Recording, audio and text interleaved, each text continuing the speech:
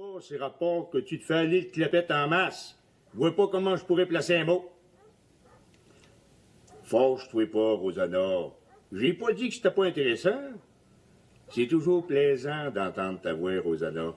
C'est comme de la musique. Oh, j'haïs pas ça, t'entendre, moi et tout, Joseph Arthur.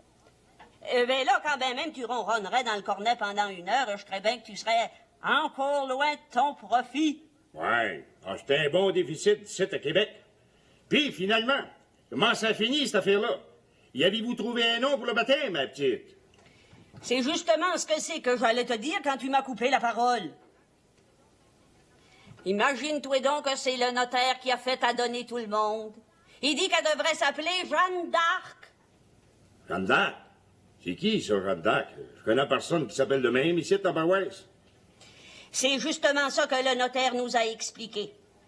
C'est une nouvelle sainte de cette année qui était bien heureuse jusqu'à cette heure, mais que le pape a nommée sainte cette année. Une nouvelle sainte. Et là, il n'y a plus eu de chicane. Puis Raoul, lui, il a trouvé que c'était une bonne idée. Et puis son ami, Ben, et tout. Vous avez tout à fait raison. Parce que pour ma part, je ne sais pas si je m'habituerai jamais à ces conversations où l'on entend seulement une des deux personnes qui parlent. Parce que de mon temps, quand deux personnes conversaient, on ne pouvait pas faire autrement que d'entendre les deux personnes qui parlaient, pas seulement une seule. Et quand je pense qu'il y a des gens qui appellent ça le progrès. La chance sur Raoul d'avoir sa femme auprès de lui. Oui, alors, Cyprien, tu parles comme un veuf. Dis-moi pas que tu t'ennuies de Marie-Thérèse. Tu viens à peine de la quitter. Oui, c'est vrai, mais c'est sans doute l'habitude de l'avoir près de moi, une chère habitude là, qui me manque tout d'un coup. Oui, parce qu'après tout, je n'ai absolument pas besoin d'elle pour mener à bien mes affaires. Je peux prendre seul mes responsabilités. Personne n'en doute, mais calme-toi, Cyprien. Mais je suis calme, je suis toujours très calme, tu le sais aussi bien que moi, voyons. Je ne vois pas pourquoi je m'énerverais parce que ma femme est à la Malbaie et que moi je suis à Québec.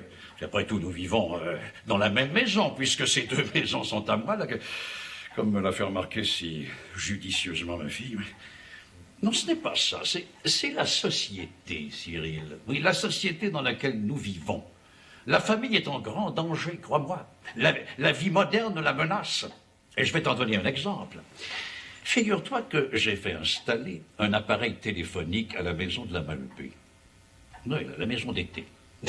Et alors? Mais c'est là où le modernisme agit pernicieusement. Mais je ne comprends pas, là.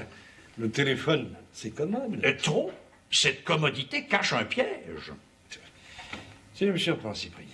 Marie-Thérèse a beau être loin de toi, tu peux lui parler quand tu veux, non?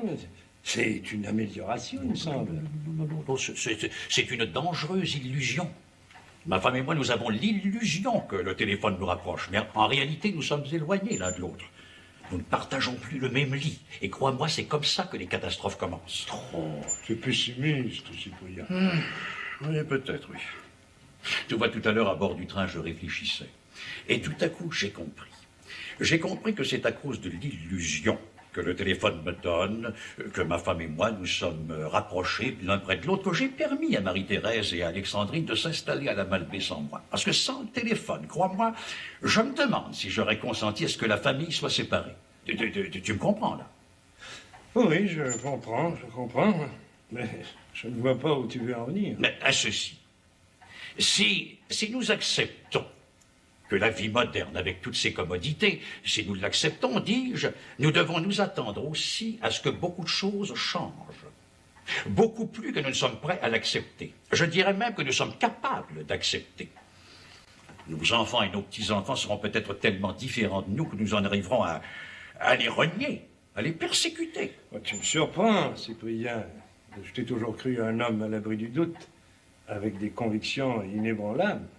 Dis-moi pas que c'est de passer quelques jours loin de Marie-Thérèse qui te fait philosopher de la sorte. C'est une simple réflexion que je fais comme cela en passant. Non, enfin, tu me connais. Je ne suis pas un homme qui change d'idée comme il change de chemise. Hein, je me disais aussi. Mais il m'arrive à moi de changer d'idée parfois. Tout au moins de les ajuster aux situations présentes. Venu voir mon père? Oui, sœur Marie-Louise est allée le chercher, là, justement.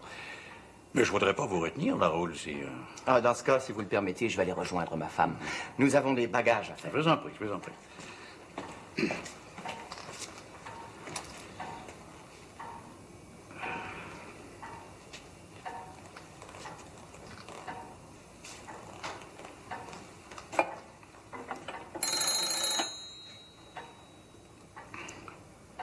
Mademoiselle, je voudrais la résidence du notaire Cyprien Fournier à la Malbaie.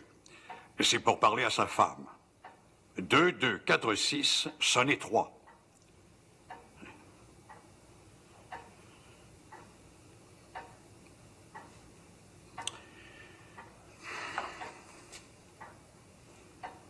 Allô, Marie-Thérèse?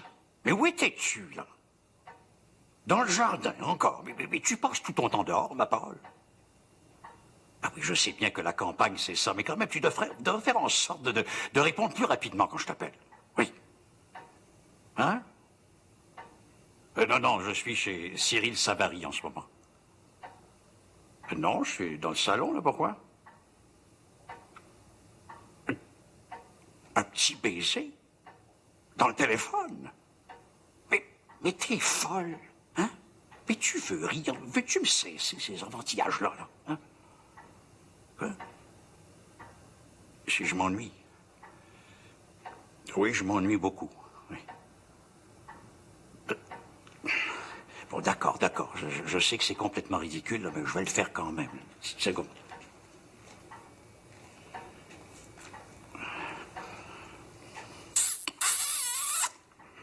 Ah, es-tu contente, là? Hein? Ben oui, j'ai entendu le tien, bien sûr, je suis pas sourd. Hein? Non, c'est pas seulement pour ça que je t'appelle. Figure-toi que je trouve plus ma cravate avec des petits pois, là. Tu sais, celle avec les tout petits pois. Oui. Ah, oui, j'avais pas pensé de regarder là. Je te remercie, oui. Oh, il faut que je raccroche maintenant. Oui, je vais te rappeler, bien sûr, oui.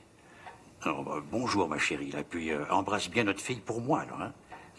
C'est ça. Oui, au revoir.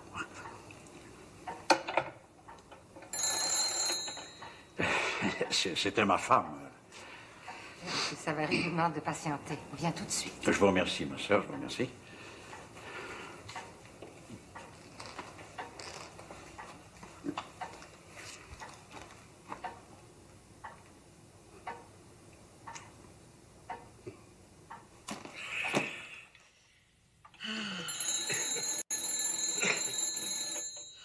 Oh ben, c'est bien pour dire ce qu'on sait faire aujourd'hui. Hein? J'ai dit que t'étais bonne, ma petite fille. Oh, j'ai compris, mais vous parlez assez fort pour ça. Vous allez défoncer le cornet.